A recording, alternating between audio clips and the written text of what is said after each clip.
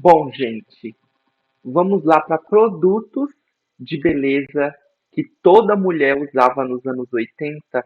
Eu sei que dependendo do ano, tem uma vibe que o pessoal se vestia, se portava, tanto os homens quanto as mulheres, e das coisas, dos utensílios que esses dois gêneros usavam.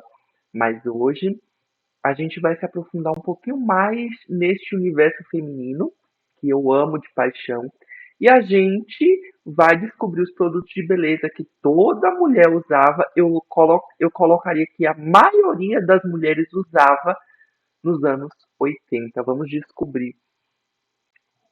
Você, como mulher, o que é que você usa e que você vê as suas amigas utilizando assim no ano de 2025 e nesses últimos anos, sabe? Na década 20, né? 20, 21. Agora vamos descobrir o que essas mulheres utilizavam na década de 80. Ah, deixa eu fazer uma breve pesquisa. Deixa eu ver aqui. 80, anos 80. O que estava em alta, eu vou colocar aqui, o que estava em alta nos anos 80, eu vou colocar em referência a moda, para entender mais ou menos o que a gente vai encontrar. A moda dos anos 80 era marcada por ousadia e exagero, com peças coloridas e estampas vibrantes, como geométricas e animal print.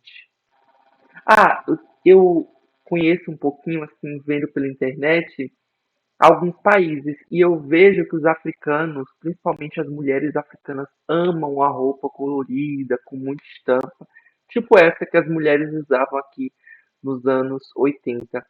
Características marcantes incluem ombreiras, calça de cintura alta, leggings, jaquetas de couro e tecidos metalizados. É engraçado, né, que tipo as coisas, a moda vai e volta. Por exemplo, a calça de cintura alta nos anos 80 era super febre e esses dias essa moda já tinha, a gente estava reciclando essa moda, usando muito calça cintura alta. Então, assim, as coisas surgem em um determinado momento e depois elas aparecem novas coisas e depois elas ressurgem. Isso que é o bacana.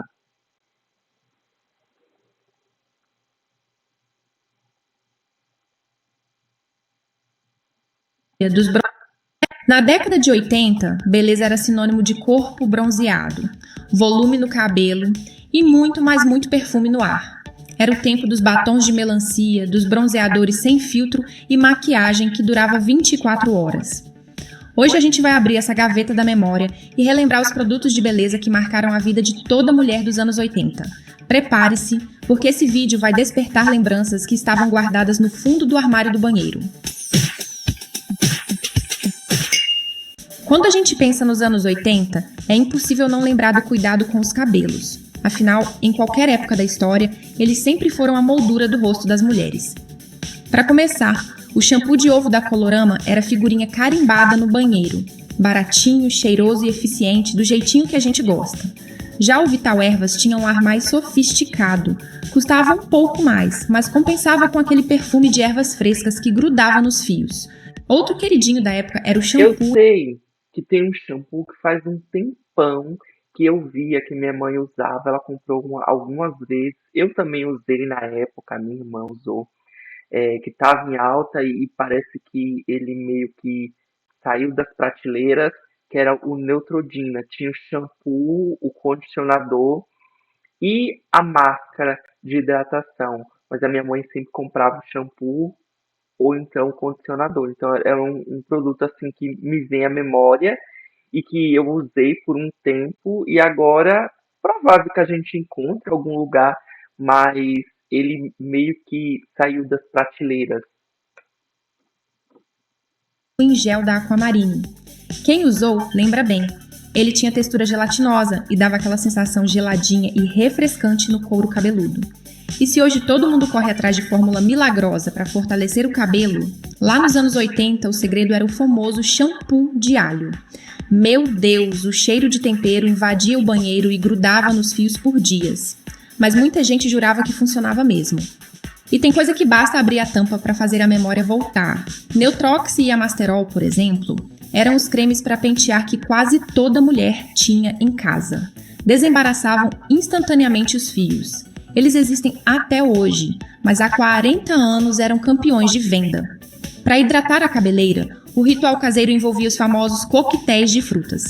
Aqueles potes enormes com creme colorido e cheiro de tutti-frutti. A recomendação era passar nos fios, envolver com plástico e esperar meia horinha. Quem tinha uma touca térmica em casa usava com orgulho. Era só aplicar o creme, cobrir o cabelo e ligar a touca. E quer saber? Tem gente que ainda faz igualzinho até hoje. Um lançamento bem chique, moderno, bem moema. Na década de 80, também era super comum encontrar nas prateleiras uns saquinhos com porções individuais de shampoo ou creme rinse, de várias marcas diferentes. Eram baratinhos, práticos e cabiam em qualquer bolsinha de viagem. Para ser sincera, é até difícil entender como essa ideia simplesmente sumiu com o tempo. As amostrinhas, hoje em dia a gente encontra desse jeito, tipo, amostrinha de perfume, ou então a amostrinha de hidratante. Tem, dependendo da lojinha, você vai lá, eles te dão, e aí você consegue testar, ver se o produto é bom, se lhe agrada, e aí você volta e compra o produto assim, numa quantidade razoável. Porque era muito útil mesmo, principalmente em viagens ou na casa de amigas. E a gente não pode esquecer que os anos 80 foram, acima de tudo, a década das cores e dos brilhos. Os cabelos dos jovens eram armados de tanto gel, porque os penteados da moda exigiam volume e firmeza. O gel New Wave, da Vela, dominava o mercado. Mas o estouro de verdade veio mesmo em 1984, quando lançaram o New Wave com glitter.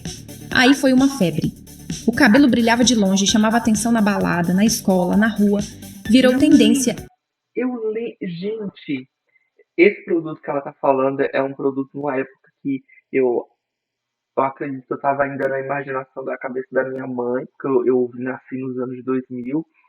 Então, assim, mas esse produto aí faz referência, tipo assim, eu lembro de uma época na escola, eu era bem pequeno, eu tinha uns 13, 14 anos, e é referente a outra coisa. Tinha alguns meninos, principalmente os meninos héteros, aqueles meninos que hoje em dia a gente conhece como maloca, sabe?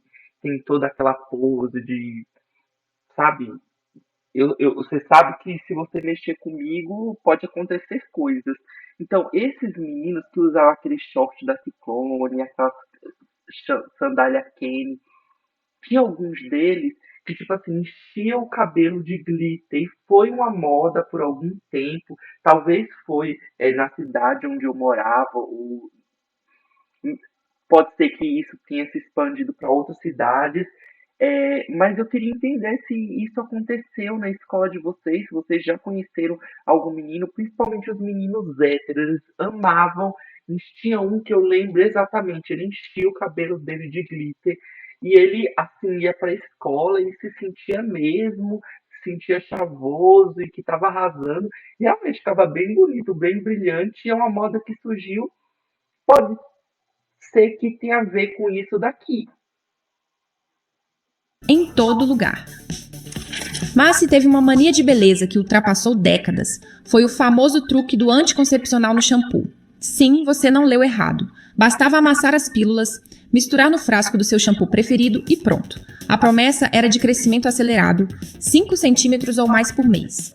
E não adiantava dizer que era lenda não, porque todo mundo fazia, todo mundo jurava que dava certo. E se você perguntar por aí, vai ver que essa prática sobreviveu por pelo menos 20 anos.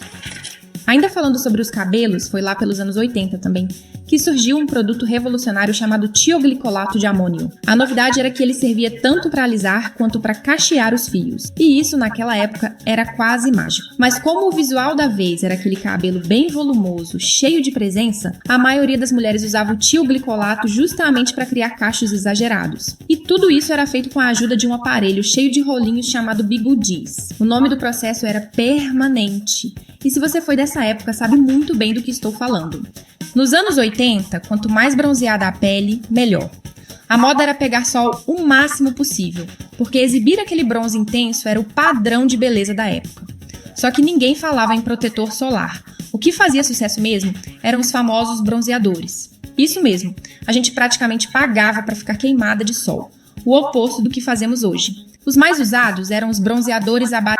Inclusive eu tenho um bronzeador que eu uso principalmente assim no corpo, sabe? Porque eu sinto que ele deixa o meu corpo bem hidratado. É um olhinho que ele é da Monange.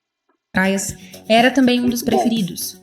Algumas mulheres também passavam óleo de amêndoas puro no corpo, jurando que ajudava a fixar ainda mais o tom dourado da pele.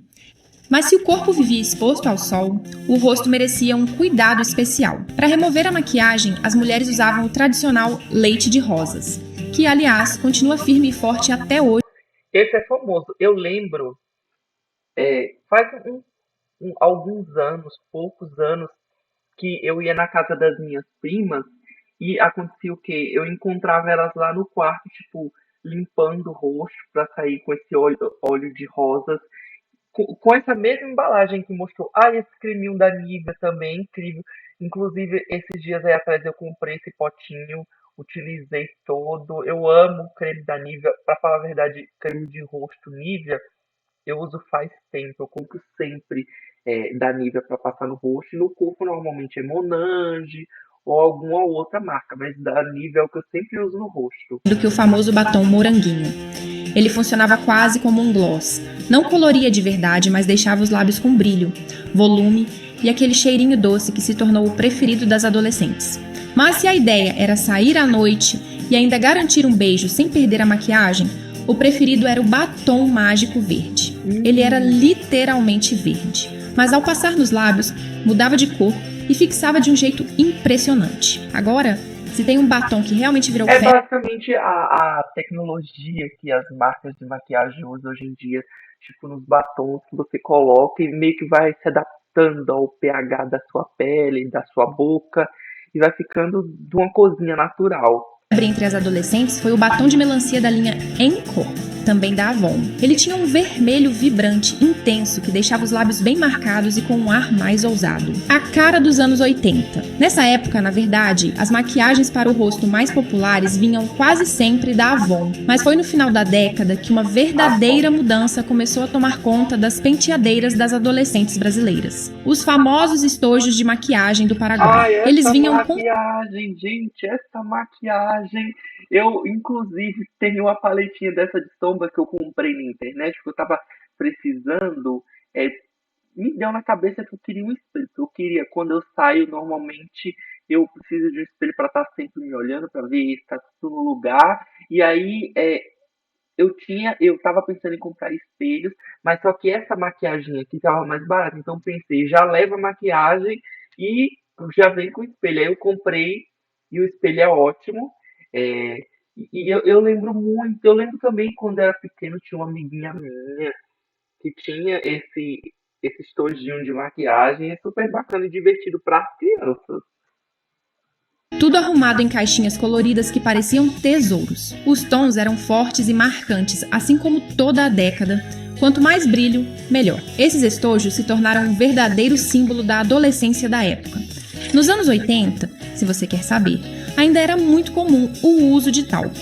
Um dos mais marcantes da época vinha em um frasco em formato de maçã e acompanhava uma esponja felpuda para aplicar o pó. Era um verdadeiro charme nas penteadeiras, bem característico daqueles tempos. Os perfumes importados começaram a ser mais valorizados e desejados, mas a verdade é que clássicos como a colônia de alfazema, a colônia cristal e o icônico Wild Musk continuaram fazendo sucesso. Essas duas primeiras de alfazema e cristal também as minhas primas tinham. Tinha vezes que eu pegava na penteadeira delas e passava assim escondido, porque era muito cheiroso no Sucesso e começo. não saíram das penteadeiras.